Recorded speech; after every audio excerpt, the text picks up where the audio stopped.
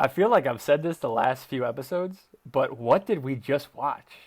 That was an unbelievable episode. Time after time, week after week, Loki keeps raising the bar. And I don't know how much more impressed I can get with this show. I don't know where they can go from here. Well, I do know where they can go from here, and I want them to do it, but I don't think that's going to happen. We'll get into that here as the episode, progresses. But wow, the penultimate episode of season 1 here for Loki, episode 5, just fantastic stuff. What was your immediate reaction to this episode, Justin? I don't know. I was kind of shook, especially at the end with everything that happened then, which again we'll get into.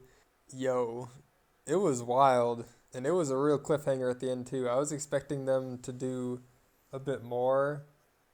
Like after the last week's episode, when I was expecting them to cut it off a bit early, it kind of gave me a little bit of hope that this week they would not just reveal like the big castle at the end, but that they would show a sneak peek into who the big villain is. And they didn't, and I had to get over that. But it was just such a good cliffhanger, so tense. The whole episode just grabbed your attention. There were some really good, nice character moments in there. You just had a smile on your face the whole time, man. Such a good hour of TV, or 45 minutes, whatever the heck it was. Such good TV, man. I was so fast to rewatch that episode. This is the one that I think I rewatched the most immediately after, just because I couldn't wait. I couldn't wait to watch it again. It was so good. Yeah, ton of great moments in this episode. Crazy cliffhanger. A lot of plot moving forward here, which we've gotten a ton of in the last 2 episodes after a slow character building episode 3. But things are speeding towards the finish line here, and I feel like that finish line is at the bottom of a cliff with the way we're going here. We're about to just completely rush into, well, no pun intended, but into the void and just have a spectacular landing here. Loki has been set up to really raise the bar for not just the MCU shows, but the MCU in general, moving forward with everything that it's brought up so far and the potential that it has to really shake things up here with this last episode and potentially even more with the season 2 on the horizon. So let's just jump into it here. This episode starts us off with the same spot we ended last episode with that end credit scene, the different versions of Loki staring down at himself. And that's, of course, Kid Loki. We have old classic Loki with the goofy costume. We have boastful Loki, who I thought might have been a Thor variant because he was holding a hammer, but we do learn that is boastful Loki, who seems to brag about all his accomplishments, and we don't know if they're actually true. And Gator Loki! And then, of course, Alligator Loki, who they just assume he's Loki because he's green and he's got the helmet, but could be anything, I guess. Even though none of the Lokis are actually green, they just wear green, but they themselves are not green, so I don't know why. They just assume the Gator is.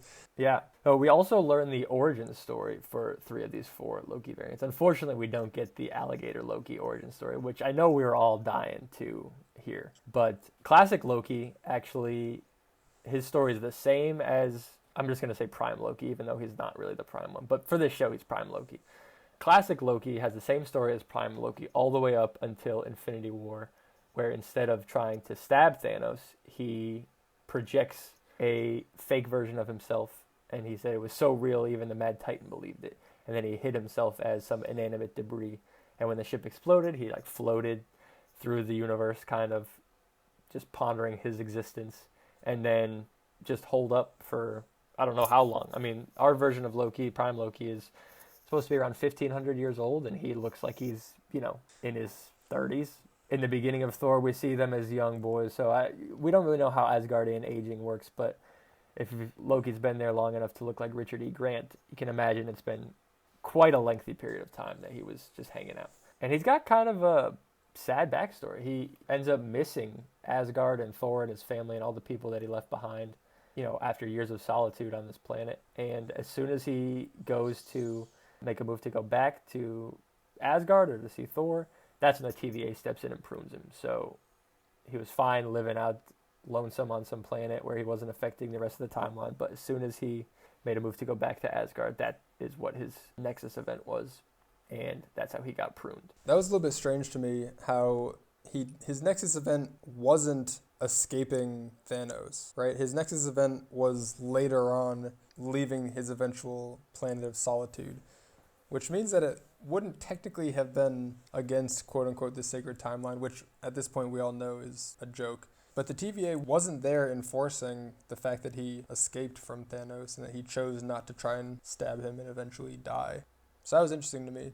So clearly there's some wiggle room with what the TVA decides is fine and not, which I guess maybe we'll get a bit more insight into that when we figure out eventually who was behind it and a bit more of their motives. But that was interesting to me because I'm like, you would think that as soon as it branches from what like Prime Loki is supposed to happen, that would be considered the Nexus event. But that's not the case. So we're still learning about how that all even happens. Yeah, and with everything that we've garnered about the TVA over these first 5 episodes, obviously they're not on the up and up, but they do have tremendous power. So where is that line? Like, where does the ability to dictate the flow of time and, to what degree can they actually do that?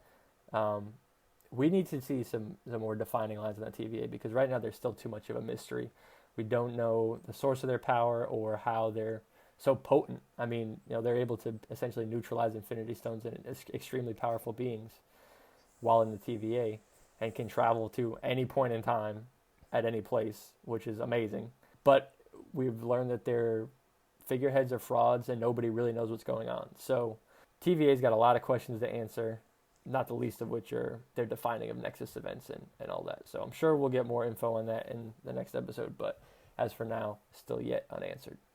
Are you expecting a lot of these questions to be answered just in the next episode? Or are you worried that there might be too many questions to answer? As I'm listing it out, there's so many questions here that need answering that I don't think we're going to get solid, concrete answers to at the end of this, or by the end of this next episode. Especially with the season 2 on the horizon, I feel like there's certainly no need to just exposition dump everything in the final episode. Have some big bad guy in the cast and he's like, haha, here's my plan. Here's how the TVA operates. Here's our training manual if you want to take a look at that if you have any more questions. Like, I don't think that'll happen. So maybe it's better that these get, are left unanswered for at least this season. And, there's a certain amount of hand waving I'm willing to accept for a good story, suspension of disbelief and all that.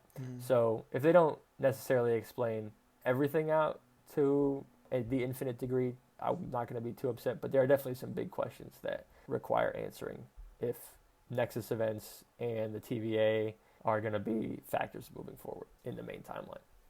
So next we learn about Kid Loki's origin story, and he appears to be like the king in the Void, which is this desolate wasteland that they find themselves in at the end of time here. That's where Loki got transported when he gets purged. Apparently that's where everybody goes when they get purged. So we had questions at the end of last week about whether this was kind of Loki's personal purgatory or, what exactly the place he found himself in was. But it appears to just be a void where it's basically time's garbage disposal, I think, is the best way to describe it.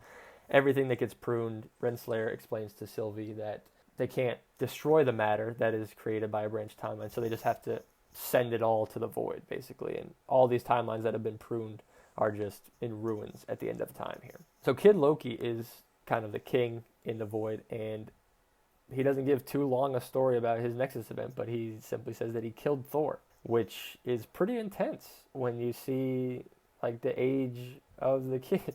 I mean, obviously, we said Asgardians age differently, but this kid is like a young teenager, maybe even a tween, and has apparently killed his brother, the God of Thunder, by this point, which would certainly result in a Nexus event. I mean, Thor is important for many events that keep the universe steady over the course of time. So killing him, definitely good cause for the TVA to step in. But I want to know what your reaction was to that simple line by Kid Loki.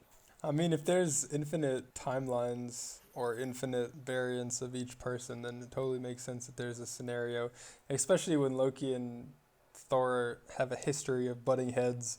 And, in Ragnarok, they talk about when Loki turned himself into a snake, knowing that Thor loves snakes, and he bit him. So, clearly there's been a lot of dangerous interactions between them, especially as kids, I'm sure, when they maybe have a bit less control of their power. So I think that was kind of more of a funny throwaway line than anything. I didn't read too much into it because I'm sure there are many realities in which that's happened. Just the nature of Loki and Thor's relationship, especially as kids. So I thought that was funny. It was interesting that that because of that, he was the king at the Void, that he was in charge, which it didn't seem like he had much of a dominion because there were only the four of them, including the alligator, that seemed to be on the same page, and that devolved into chaos pretty quickly. So I don't know. I think the word king might not be the right definition. It was a pretty tenuous hold on his kingdom if that's what he was, but it was pretty funny. It made me chuckle.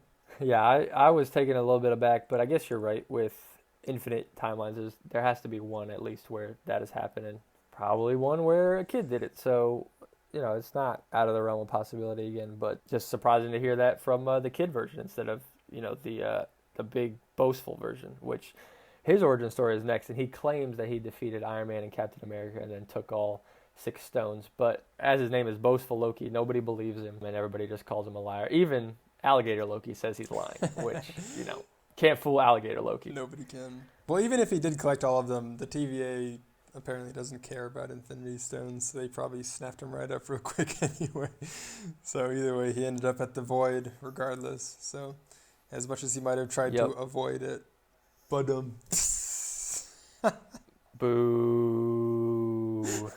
You guys can't see everybody Steve's boo. Death glare through the screen. Everybody who's listening, just boo along with me. Come Boo. on, that was great. That was great. No, in a different timeline, I would have made that joke and then laughed at it. So, Man, it was cool seeing the different Lokis though, especially since they had shown kind of a cycle of different ones way back in episode 1, I think, or maybe it was episode 2 when that was episode 2. And so it was cool getting to actually meet some of them.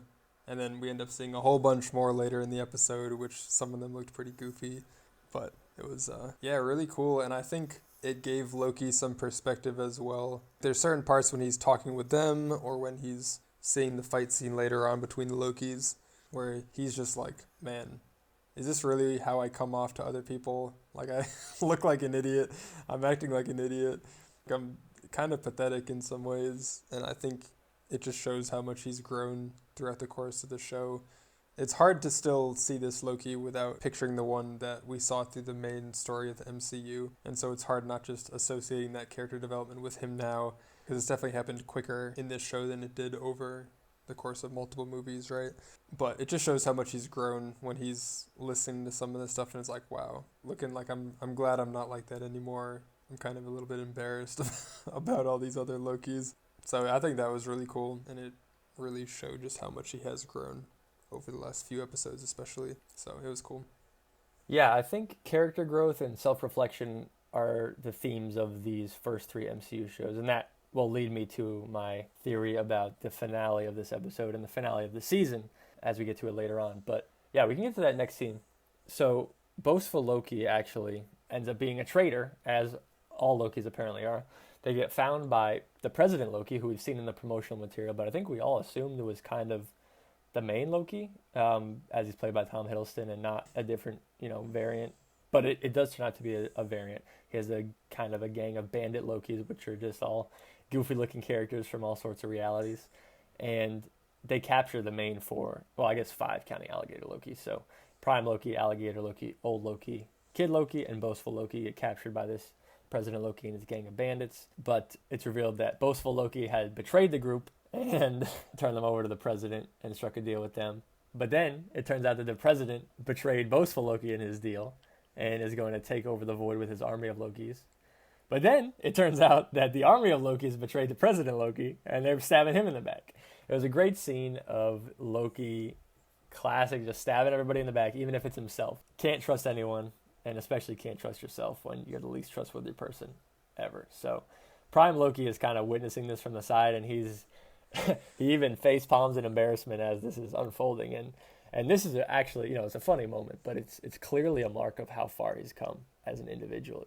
This is the same Loki that, again, a few days ago, or we don't know how long it's been in real time, but recently in MCU storyline was getting ragdolled by Hulk after trying to take over New York, and now is looking at himself, literally looking at himself from an outsider's perspective and like, dang, I'm insufferable. I'm just the worst, basically. And he's embarrassed by what he is, and I feel like it was kind of like a self-reflective moment also when he's saying to himself, I'm glad I'm not like that anymore. he's able to see the ridiculousness of the situation and be like, dang, I'm glad that I've outgrown that. So I thought it was a good growth moment for him, but also a hilarious moment in this episode when the Lokis all start fighting each other as they stab one another in the back repeatedly. I thought it was hilarious. Plus, Alligator Loki gets some good action. He ends up biting President Loki's hand off, which was hysterical. I thought it was a Star Wars movie for a second with the way people were just losing hands left and right. But yeah, no, pretty fun scene there. And here's where we get a taste of the old Loki's power initially, because he just makes some projections of them, which you can tell they're projections because they have really green outlines basically, and they're green tinted. So you can tell that they don't look exactly like the people, but I think that was mostly for us to have a more clear visual. But then he just makes them and has them fight, and then he makes a portal and teleports them like out of the bunker. And that was the most mind-blowing thing to me. I was like, is this something that just because he's so old, he's had so much time to mature his power and learn everything about what it means to be Loki and what he's capable of or something? I was like, man, this dude can literally make portals and teleport. Like, is that something that Prime Loki's going to be able to do at some point? If he can do that, why is he still living in this place with all these raiders and supposedly cannibals and the giant smoke monster? Why is he not teleported to somewhere that's way nicer, like the Bahamas or something? I don't know, but maybe that's the only planet that exists at that point in time, at the end, at the void. But that was crazy that he was able to just teleport them out, and just a sign and a hint of how powerful he is and how powerful Loki's potential is, which we end up seeing later on in the episode. So I thought that was the coolest part of that whole scene, in addition to seeing Loki get some recognition and self-reflection through seeing other copies of himself.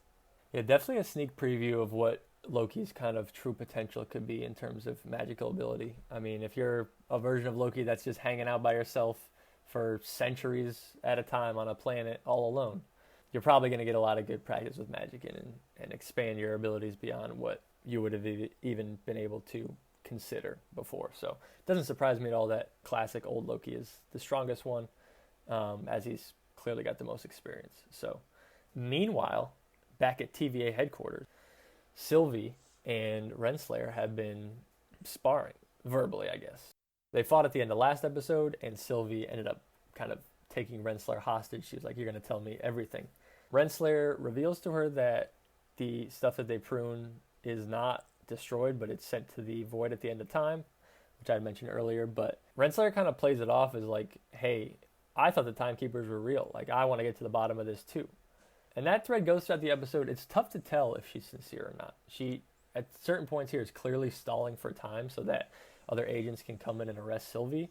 But it also has a later scene of her talking to Miss Minutes and trying to find out information on her own about the beginning of time and the creation of the TVA. So it does seem like Renslayer either had some knowledge, at least, that the timekeepers were BS, but still doesn't know who's behind it and is now like, oh my gosh, I had no idea. Or like knew 100% that they were fake and is now lying about it. That one seems less likely to me, because if that were the case, why have the scene of her on her own still trying to find out information? Like, just have her use that as a ruse to stall for time. But I guess we'll see what happens. She's, I'm sure, going to catch up to them at some point in the finale here. She's not just going to disappear off the show. As she is stalling for time, the agents come in and Sylvie kind of jumps behind a counter for some cover. And instead of like giving herself up to the TVA, she actually prunes herself in front of the guards, which one of the guards is like in shock. He's like, she just self-pruned. Like, that basically shook his entire world that somebody would willingly do that. For all he knows, that's like a fate worse than death. And for somebody to willingly choose to do that to themselves seems like a pretty big red flag. Yeah, she being Sylvie was taking a pretty big step there by doing that, especially after Renslayer had been lying to her to trust what she had said earlier about pruning, sending people to the end of time. So pretty big step, but, she just missed Loki so much. She had to go see him at the end of time. And the whole pruning thing was curious to me. Like, my first thought would be that if you got pruned and they sent you to the end of time, that you would all kind of show up at the same moment, regardless of when you got pruned. They just dump you off right before the end of time. But it doesn't seem to be the case. It seems to be, people who get pruned earlier get sent and land at an earlier time, which is why all the Lokis had been there earlier and why Sylvie showed up approximately the same amount of time after Loki had been pruned and showed up.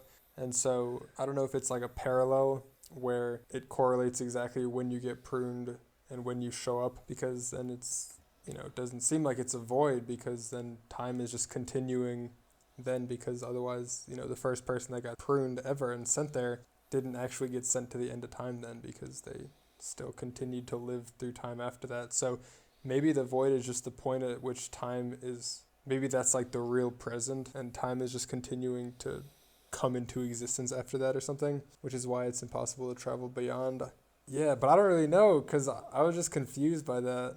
Because the only way you could get sent to the end of time is if there's no more time that happens after, which makes sense as like a garbage disposal, basically, for all of the pruned people and objects. But then why are some of them earlier to arrive than others?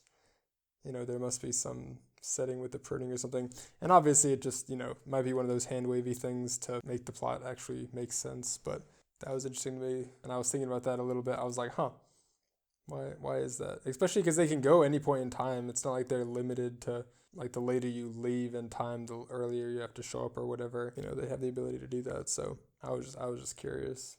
You're blowing my mind a little right now. Very interesting points, and I don't have a good answer for you. I guess garbage disposal at the end of time is a little bit too abstract of a concept for exact descriptions of how and why that can occur. But maybe we'll know when we get there one day. Who knows? I don't think it's that important. That was just something I was curious about. Either way, Sylvie ends up pruning herself and getting sent there, and she immediately gets attacked by this smoke monster, Eliath. Instantaneously starts getting attacked by it. So anyone who gets pruned apparently lands way too close to that thing with no space to run away. But she gets up and starts running, and Steve, guess who we see pick her up? I really wish he had showed up on a jet ski, but it's our boy Mobius in a pizza truck. He comes skidding out of nowhere. No clue where he came from. No idea how he saw her land there.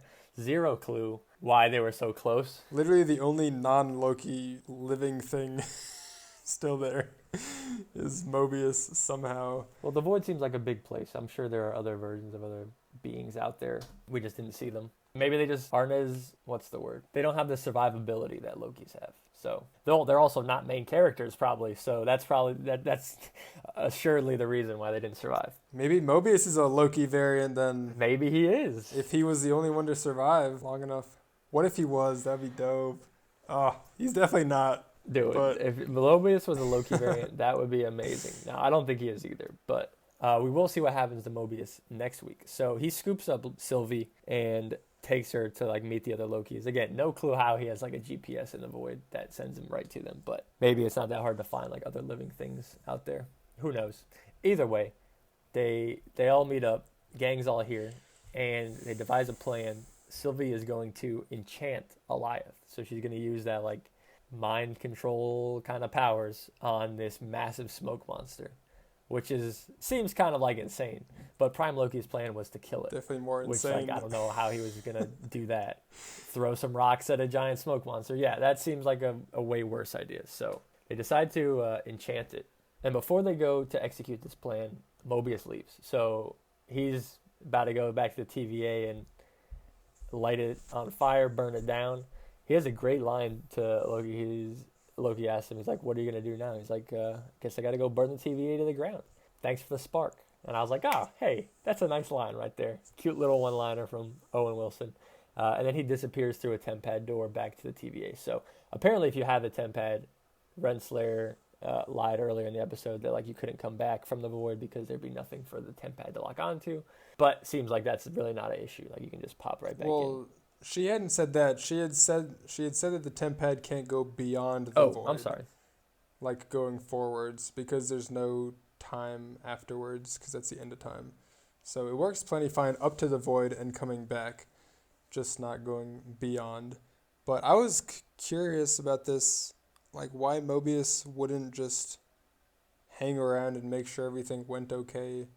So that way, worst case, he goes back and shows up at the same time by himself, just like he was going to. But best case is they figure out who it is, and then he can go back with reinforcements like the Lokis. If I was him, I would have waited another 20 minutes and see how they did. And if they failed miserably, just leave. But if they succeeded, I would have been curious to stick around if I was him. But it seemed like he was itching to get back and throw some hands. So gotta respect that. Oh yeah, can't wait to see an Owen Wilson fight scene next week. That'll be awesome. But he exits the episode and we don't go back to the TVA after that. But then we have easily, to me, the best scene in any of the MCU shows so far. And I haven't looked too deeply at my top moments list because everybody keeps one of those for the MCU. But this is an amazing scene. So the plan is, unfolding. Loki and Sylvie are trying to get close enough to Eliath to enchant it without getting just eaten. And it's not working. They're not able to keep it away. It's coming for them. And suddenly, out of nowhere, old Loki starts conjuring up a massive, massive projection of Asgard. All in its glory, coated in green, so we know it's, an illusion or whatever. But the entire, city, realm, I don't know what even to describe Asgard as, R.I.P. But this would be as this Loki remembered it. He would have gone through Ragnarok as his Nexus event was not till after, Infinity War. So this would be the Loki choosing to remember Asgard, in its glory, which I thought was, firstly, a really touching moment. The score was swelling at this point. Music, again, just going to briefly touch on it here because I feel like everybody's saying it, but the music for this show has been incredible. I mean, there were some, Lord of the Rings-esque sequences where they're just playing amazing, overtures during this scene. And it was just a great sequence where he, sacrifices himself, draws the attention of Eliath with this big projection of Asgard, and gives Loki and Sylvie enough time to enchant Eliath. And again, this scene just blew me away. Yeah, especially because the old Loki had mentioned that he could do really good projections, right? When he said that he had escaped Thanos, essentially, by making one that was so good even Thanos couldn't see through it. Which, first of all, he must have made one that was not green, because unless Thanos is colorblind or something, yeah, there's no way. The green would have not given away. Yeah, that one was not, there was no audience present for that one, so he didn't need a tinted green. They didn't need to distinguish it. But we had heard that he could do that, and then we had seen his power a little bit during the fight scene with the other Lokis. But even with that, he kept saying, we'll bring you there, but we're not going to help you because we're not trying to die. I'm a Loki. My goal is to survive, stay alive, and keep moving is basically what he was saying at the beginning of the episode. And for him to then turn around and come back, make an active choice to come back, it's not like he was stuck there or anything either, and just had to find a way to at least delay them, or to delay Eliath. He straight up was walking the other direction and turns back. And so that just shows that, even Loki that didn't quite have the growth and character development that Prime Loki has, even there's a base amount of good in him, even for someone that was selfish enough to go and live out his days in isolation as Thanos ravaged the world and everything. So it was really cool, and it made me wish that we had more of him. It was so sad that he was only in one episode, and I want a Loki show that focuses on him. Call it Loki, or call it Old Loki or something. But I was like, man, just every single scene we got of him, especially that end scene, was so unbelievably good. And it just made me a bit sad that we didn't see more of him. But that's exactly the kind of side character you want, where he's not there so much that he takes away the attention from the main character, but he's not just there to exist and disappear. He's there to make an actual impact and be memorable. And I don't have enough good things to say about him, except I just wish he was in more episodes, and I wish he was in there longer. So bravo. Yeah, Richard E. Grant absolutely killed it as classic Loki. Man's an acting legend. All you have to see is Star Wars to know how charismatic he is on screen, even as a villain. So I thought it was a surprise to see him last week as somebody who is such a well-known and clearly an actor who stands out. You recognize Richard E. Grant and his voice instead of usually the characters he's playing. But he really disappeared into this role brought a ton of life to a classic Loki that, for the limited screen time that we spent with him, again, made us feel like really bad for him as he, told the story of like living alone for whoever knows how long. And that's kind of a really tragic story for him. As we saw last week, Loki getting put in that time cell and having Sif tell him that he's deserves to be alone and will always be alone no matter what. Mm-hmm. Like this old Loki lived through that. Sif's, prophecy, I don't even want to call it that, but it came true. Like that Loki did almost everything he wanted, like he survived, and then he still ended up being alone and hated it after a time. So very tragic, and again, just a great character brought to life for an amazing moment, and I would love to see more of him, but if all we have is this lightning in a bottle, it was worth it. He made the most of the time he had. Exactly. And so it works also. I mean, not to mention the moment, but it's actually effective. Loki and Sylvie are able to enchant Eliath, which was also a cool moment. And then the big WTF moment of the episode, the smoke cloud that is Eliath kind of parts, and through it they can see this castle in the distance. We don't know who lives there, but that's where the episode ends. It shows the castle for a few seconds, lingers a moment, and then that's it. And just leaving us with more and more questions for next week. But wow, what an episode. Real quick, I don't want to skip past the whole enchanting part of it. So initially, Prime Loki is just trying to distract Eliath, and Sylvie is, she's the one that knows how to enchant and has done it before, and she's the one who tries to do it on her own initially, and she realizes that she's just not strong enough to do it on her own. I mean, it's this giant smoke monster, so it makes total sense that, she's not able to do it by herself. And so she kind of enlists Loki to help her out. And he's like, I have no clue what the heck I'm doing. And she's like, yeah, you do, because we're the same. And, that was really touching as a moment. And this comes right after the old Loki lifts up the whole Asgard. And Prime Loki, has a quote where he says, I think we're stronger than we realize. And, just the fact that a Loki is able to make such a massive projection, I think that kind of helps them realize, like, we're way stronger than we think we are. Kind of up to this point, we've disguised ourselves a little bit, and that's essentially all Loki has done with his power up to this point. But we know that they are capable of so much more. And so when Sylvie tells Loki, you're a Loki, I'm a Loki, we're the same, you know how to do this, then they hold hands, and, he's magically then able to help her, and they're able to enchant the giant monster together. And so I thought that was really cool as well, because of course Sylvie knew how to do that, but she still is coming in to realize that she has to rely on other people as well, even though she's lived her whole life alone. And so she's learning how to open up to people and how to work with others rather than just herself. And Loki is learning that he's so much more capable than he realized, and how he has all these abilities that he didn't even know he had, and that he's worthy, I guess, in a sense, of being someone that others can open up to and care about, rather than just being kind of the person that's tossed aside. And so, you kind of get all of that just from these few little lines and scenes, or I guess it's one scene, but these moments that connect up to the point of enchanting Eliath, and it's just so well done, and the actors do an incredible job with it, and the facial expressions and the emotion, and even just the looks they give each other, just so much is communicated.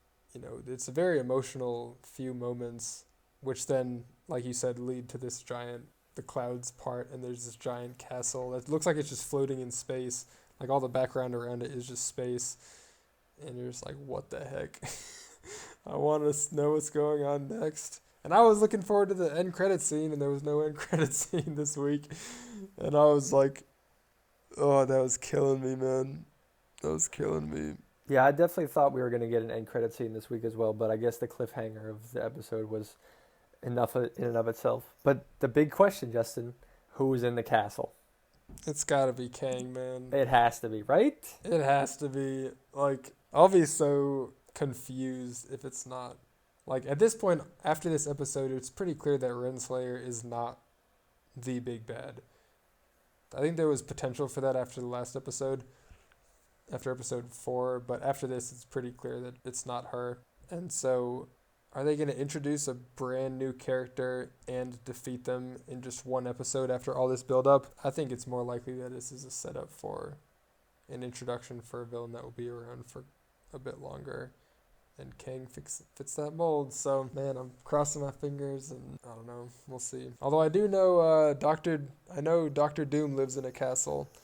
So I suppose that could be a possibility as well, but I don't think he's going to show up until the Fantastic Four do, so I wouldn't expect that. I tell you, Justin, if this show reveals that Doctor Doom is the guy in the castle at the end of Loki, I will eat a sock in our next podcast on the mic. There's zero shot. Oh, I'm well aware. I'm well aware, yeah. He lives in a castle. So. Dude, Kang, okay, so I'm been trying not to theorize too much, after WandaVision. Everybody thought Mephisto was coming, or at least, the X-Men with Ralph Bohner. There were a ton of theorizing about WandaVision. Not as much about Falcon and Winter Soldier. That was a less theory-driven show, as it was more cut and dry. But all the theories about WandaVision turned out to be wrong. And I'm really trying to not get my hopes up strictly based off theory for a character like Kang to appear in an MCU show like Loki.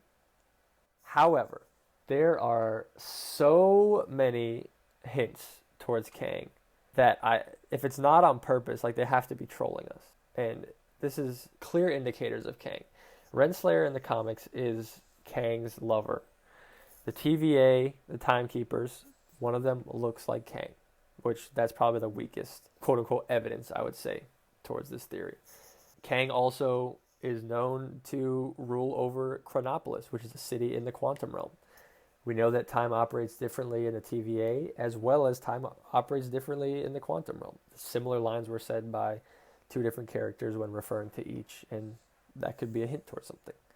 The TVA that Mobius shows Loki in the first episode looks more like a city than an agency. That clearly is a pointer towards Chronopolis there. The Timekeepers themselves being fake and another big bad being behind it points to Kang, or at least somebody with a ability to manipulate time. Somebody out there has to be super powerful in order to create or be in control of this great power, the TVA. So that person would have to have time abilities of their own, which points to Kang again. To be clear, Kang himself does not have time travel superpowers, but he is from the future and has super tech, which allows him to. But he himself does not have the power. And is able to travel through time via his tech. Correct. I apologize if that offended any super fans out there.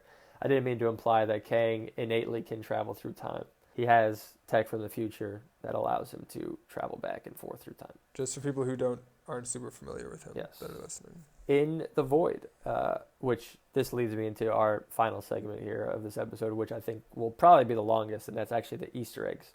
There were 1,000 Easter eggs this episode, so we probably won't even come close to touching them all, but we'll point out the big ones.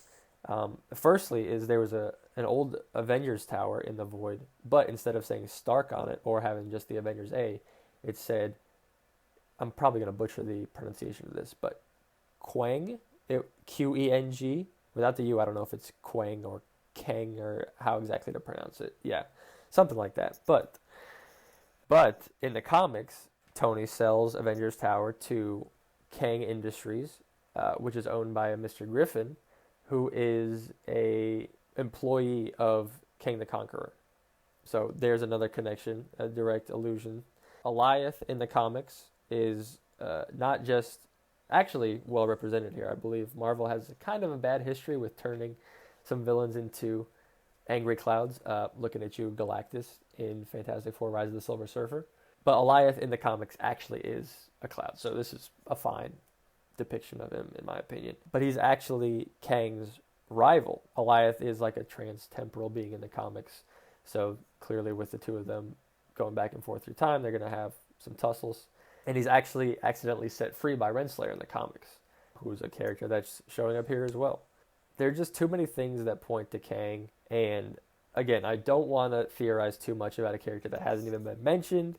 They're confirmed for a movie that's coming out in 2 years, but, and this is what I was saying earlier in this recording, is these shows on Disney Plus so far have all been excellent, but their theme in common has been character development and self-reflection. Wanda had to deal with her grief. Bucky and Sam had to find their new places in the world as it developed without, their best friend and role model and stepping into new shoes. And Loki seems like he's dealing with self-reflection in a different way where he's actually seeing different versions of himself, seeing how his life had played out, and essentially getting another opportunity to change along the way and, you know, not make the same mistakes that other versions of himself have done. For that reason, I am leaning towards just a different version of Loki being in this castle at the end of time.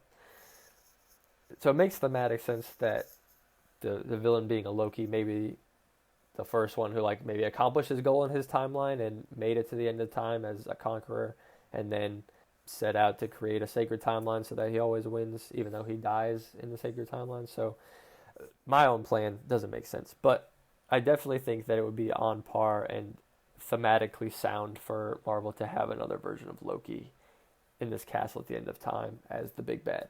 Kind of the best version of himself as Prime Loki has become versus maybe the worst version of himself. That could be something interesting to see. But I really want it to be Kang. I really, really, really want it to be Kang. So badly. Yeah, I will say I have enjoyed all of the MCU shows so far. I think that the finales have been slightly underwhelming. And I think that Loki, with a strong finale, very easily will be ahead of the other two if it has a very strong finale. Because I think WandaVision kind of slipped a little bit at the end, just having a generic space laser fight kind of deal at the end. And I think that Falcon and the Winter Soldier was just slightly heavy-handed and just a little bit off in the finale, which I think the Falcon and Winter Soldier finale was better than the WandaVision one for sure. But I don't think either of them had a fantastic, really memorable finale.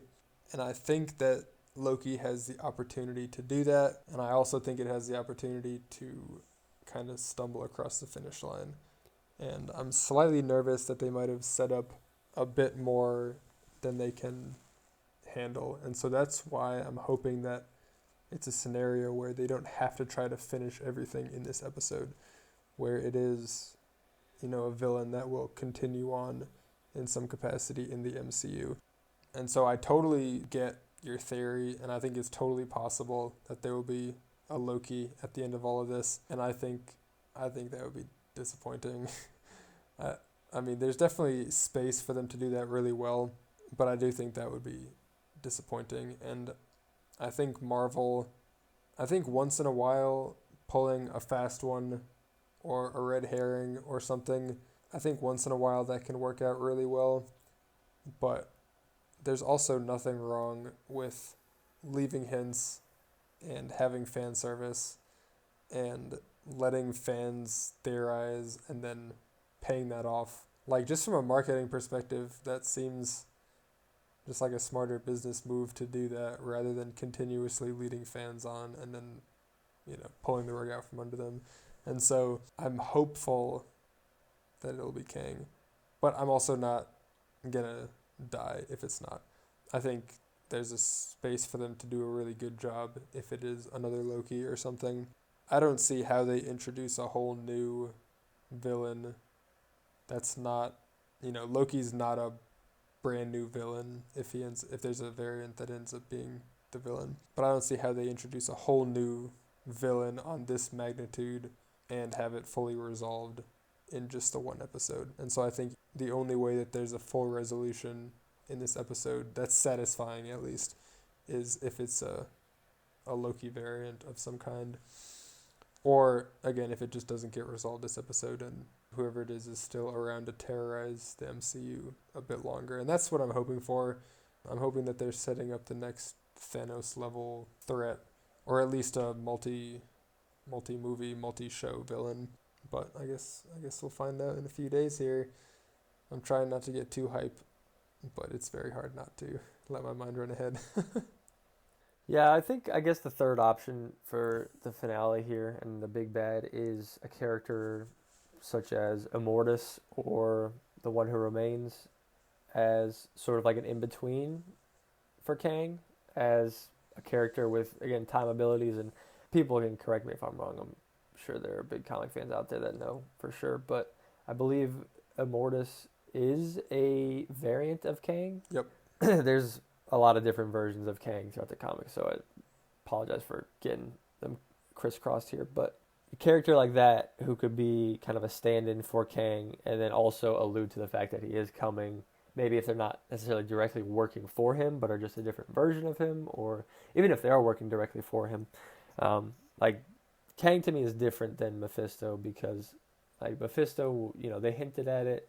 There were Easter eggs here and there that pointed to him, but nothing concrete, and it wasn't cast or anything or confirmed for any upcoming projects. But Kang is different. We know Kang is coming. Jonathan Majors is playing him in Ant-Man and the Wasp: Quantumania, coming 2023. So he is confirmed to be in the MCU at some point, and this show just makes so much sense to bring him in. I guess we'll see on Wednesday. And it's especially interesting that they announced him so early, because they didn't announce any other villains, especially not for movies that far out or shows that far out. I guess they announced some for some of the shows that are coming up here, but especially for a movie coming out so far down the line, for them to have announced already means that, like, it's important. And so, I mean, we don't know who the villain in Thor 4 is going to be yet.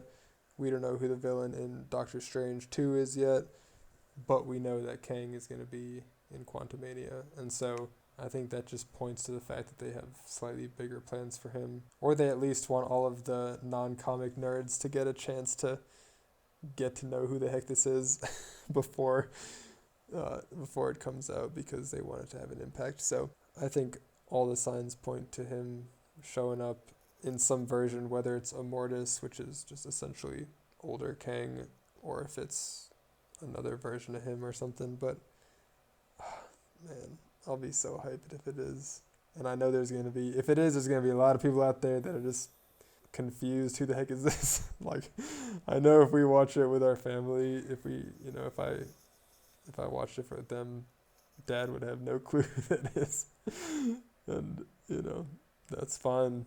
It'll be the chance to get to know before some of the crazier stuff later on. So a lot of people didn't know who Thanos was when he first got introduced. A lot of non-Marvel comic fans. So You took the words right out of my mouth. I was about to say the same exact thing, that Thanos was a relatively lesser known character to the general public when he had his first cameo at the end of Avengers. So Kang is absolutely one of those characters that I could see be a Thanos level threat, not just in terms of power, but in terms of impact over a number of movies.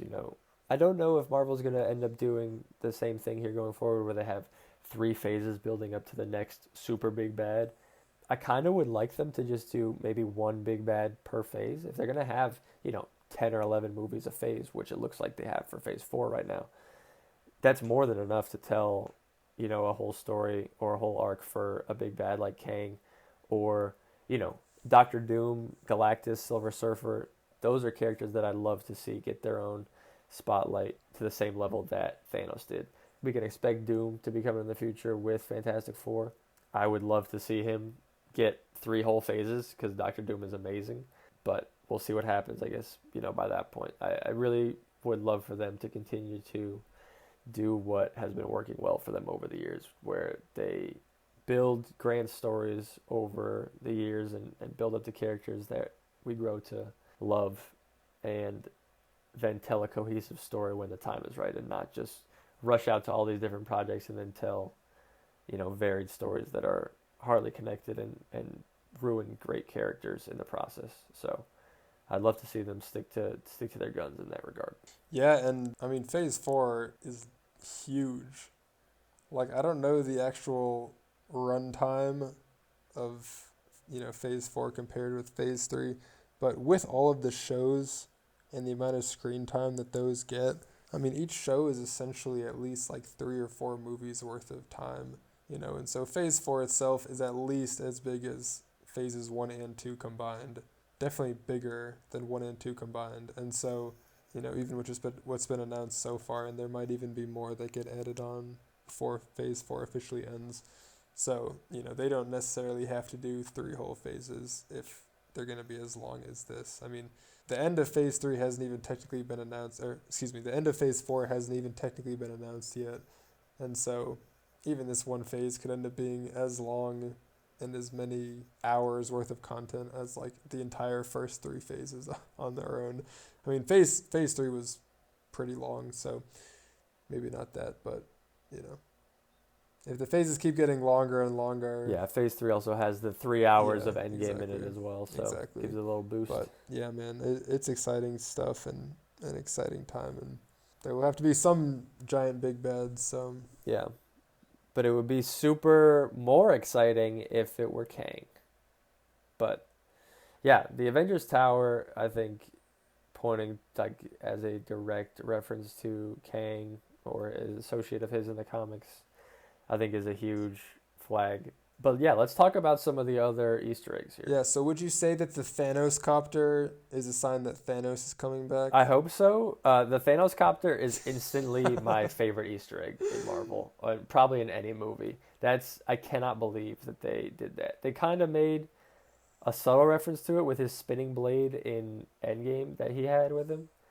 And then they straight up just put the Thanos copter in the void. I stood up out of my seat when I saw that. That was the funniest, most amazing Easter egg I've ever seen. And whoever's idea that was, I hope you get the fattest raise because you deserve every penny. That was unbelievable. The second best Easter egg I've ever seen was also in this episode when they're climbing down into the Kid Loki kind of hideout. They get a cross-section of the ground as they go down this ladder, and you see buried in the ground a frog version of Thor. Throg is just in a jar underground in the void. What? And Mjolnir's right there next to him too. Yeah, there's a big version of Mjolnir and there's a frog version of Thor. Unbelievable. 2 incredible Easter eggs. Apparently Throg was voiced by Chris Hemsworth, which I didn't even know he said anything. I just saw him jump in this jar. But I don't know if he screams a little bit or something, but apparently he was. So just so funny. We got a gator Loki, we got a frog Thor, dude. We need an animal Avengers. Wanted to see them fight in an end credit scene. That was what I was looking for. But we also see a giant Yellow Jacket helmet out in the void, which is pretty crazy, realizing that there's a universe out there where Yellow Jacket became Giant Man instead and defeated Scott Lang. That's wild. Clearly a Nexus event, though. And then one of the coolest ones was also in the Loki hideout here. It was the Polybius game that was behind classic Loki as he was sitting in the recliner. I don't know how much you know about Polybius, Justin, but it was a arcade game in the 80s that people had theories about. It was programmed to coerce people into joining the military, through mind control, basically. And then it essentially caused people to have crazy side effects like nightmares and hallucinations and stuff. And then it just vanished from arcades overnight. Or did it get pruned? Which is pretty nuts. That seems to be a theme of the void, was that conspiracy theories, the truth about them comes to the void at some point. So there are realities where the conspiracy theories are true and they get pruned. So I thought that was an interesting theme. Jeffrey Epstein is at the void. Oh, well, he didn't kill himself. So. And all the UFOs are at the void, and yeah. The CIA agent that was responsible for JFK is at the void. All of the conspiracy theories, man, they all just converge at the end there, and maybe some of them were true, and who knows, but that was wild. I hadn't heard of that before, about that game, man. Yeah, pretty crazy. Pretty crazy. Yeah, I know the U.S. government did some wild stuff with experimenting with LSD and stuff. Yeah, it's nuts, right? Absolutely, yeah. But I know that there was especially during the Cold War, some crazy experimentation and stuff that was going on, and maybe this game was part of it. Who knows? Could be. We also see Kid Loki drinking a High C Ecto Cooler, which is a limited release Ghostbusters themed fruit punch flavor, which is pretty cool. The rest of them are drinking wine. He's just there being responsible, sipping on his juice. That killed me. We also see out in the kind of battlefield area near Eliath, there's a giant Kree warship that looks exactly like the one that Ronan had in Guardians of the Galaxy, and we also see a helicarrier. They're kind of near each other, and we don't know exactly where those came from, obviously, but really cool seeing those callbacks as well. Those looked pretty crazy, ruined on the ground. We also see a head of a statue of the Living Tribunal, which now is the second time Living Tribunal has been referenced. Firstly, in Doctor Strange, Mordo has the staff of the Living Tribunal as his relic weapon. Living Tribunal is kind of one of those comic entities. I almost stumbled over the word because comic and cosmic are so close, but it's both. Living Tribunal is one of those, I can't even quantify it as a character because they're such an abstract being that what we've seen so far doesn't even come close to the Living Tribunal. And that's pretty insane. I first thought that it was just actually the head that got pruned so that somehow the TVA had caught hold of the Living Tribunal, which then I realized doesn't make sense because there's only one of him that exists throughout all realities. So could never have a Nexus event with only one of yourself. And then I realized it was a statue. So interesting. A little Easter egg there, but pretty crazy if we see the Living Tribunal in the future. Going from something like Iron Man 1 to the Living Tribunal would be pretty nuts. At some point down the line, I wouldn't even be surprised. It's going to keep getting bigger and bigger. Oh, wouldn't be surprised at all. It's definitely going to be something. But just to have that teaser in here at any point is pretty nuts. The other big Easter egg that I saw, well, everybody saw, was when the battleship kind of gets dropped into the void. This is the USS Eldridge, and this is another conspiracy theory Easter egg. USS Eldridge was part of the Philadelphia experiment, which allegedly, and the military has denied all involvement in this or that it even happened, but essentially there were some tests to try to make the ship invisible in the 80s. And again, the military denied that those were successful or that they even happened potentially, but yeah, here's another conspiracy theory that gets dropped in the void. So pretty cool of the writers to include all these little nods to historical conspiracy theories.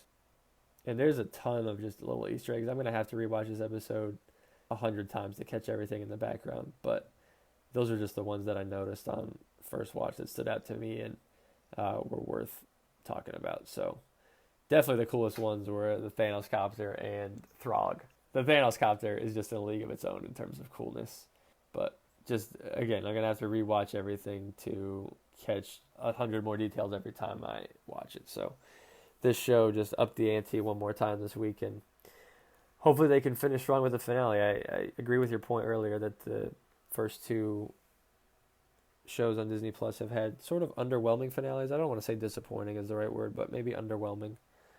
And I think that Loki has the potential to be one of the all-time great shows if they stick the landing here and then can continue it in season 2. So I'm really rooting for it, and with the potential of, Kang or an Immortus, or even if they do a evil Loki variant here well at the end, I will be pleased with that. So I think they're set up with a myriad of different options that could all play out very well.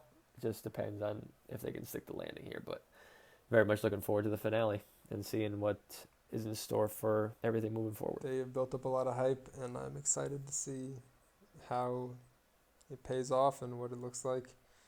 And I will say I'll be very sad when there's no more Loki to look forward to on Wednesdays. Although we did just get the trailer for What If, which is not too far off. Yes. Did not watch it. Not going to watch it. Of course not. But it's exciting knowing that the next show is on its way soon, and such an exciting time to be an MCU fan. I know we've talked about this before, but there's just so much stuff coming out. It's just going to be crazy. And, if we get... I feel like we're beating it to death every time we record one of these, but yeah, there's so many things coming up that are just awesome. Black Widow has come out by the time that we are recording this. I have seen it, Justin has not, and we'll eventually have an episode on it after we've each had time to see it multiple times and give full thoughts on it. That was the first cinematic release in over 2 years since Spider-Man Far From Home came out in 2019. And we've had the first couple shows up until now, but now we're really, really kicking into gear. Feels like maybe not now exactly, but as Loki's ending and Black Widow has already come out, but Loki will air on the 14th of July here, the finale, and then we get a few weeks off, and then What If premieres on the 11th of August, and that will air on Wednesdays as well, which is pretty nice to have that midweek viewing. I think Marvel definitely made the right choice with the midweek premiere for each episode. That has me looking forward to Wednesdays a ton more, and Fridays, obviously. Everybody still loves Fridays, so having that midweek is pretty nice, and being able to talk about it, at work. If you are going into work nowadays, having water cooler conversations like we did pre-COVID, but after that we have more stuff in the fall and over the winter that really just keeps the train moving here. Even if we have a couple weeks off again, now we feel spoiled because we're used to having something every week when we basically just went 2 full years without a single release. So feels a little spoiled to be wanting stuff every single week consistently, but if we have to take 3-4 weeks off every so often, it's worth it. Need some time to recuperate. So dive into some other stuff. There's so many other things that I am dying to talk about too, that this has just been taking up so much of our time, so many of our weeks, that those things have been put off. But I'm excited to talk about. We're getting new teasers for the Wheel of Time series that's coming up, which is a huge epic fantasy that Amazon is making, that's based off this massive book series that I have been reading and have been a big fan of, and teasers have started to come out for that, and I'm excited to speculate and talk about that a little bit. And Amazon's Lord of the Rings show and The Boys season 3 is starting to get some promotional material, and plus there's obviously the MCU movies, not just the shows, and man, there's so much good stuff to talk about, and it'll be so nice to have those few weeks in between each of the shows. I'm not even going to be mad in between the MCU shows. So definitely need a little breather here and there. Exactly. Dude, this is a great episode. Fantastic. Probably my favorite of this season so far. Likely my favorite of the MCU shows so far. This episode was fantastic. Yeah, I'm still between this one and episode 2 of this season, but I think this one is my favorite, although 2 is still close. I'll have to rewatch 2. I'll have to rewatch the whole thing, but so amped. This is the way you get people excited for a finale. That's for sure. Definitely. And we are excited for it. So we got a few more days until the finale premieres, and then we can give you guys our thoughts on it afterwards. So I know. Looking forward to it very much, and Wednesday can't come soon enough. Catch you guys up on that when it premieres, and we'll have another episode out for the finale and covering Loki, the show as a whole. But we'll catch you guys on that next one. Peace.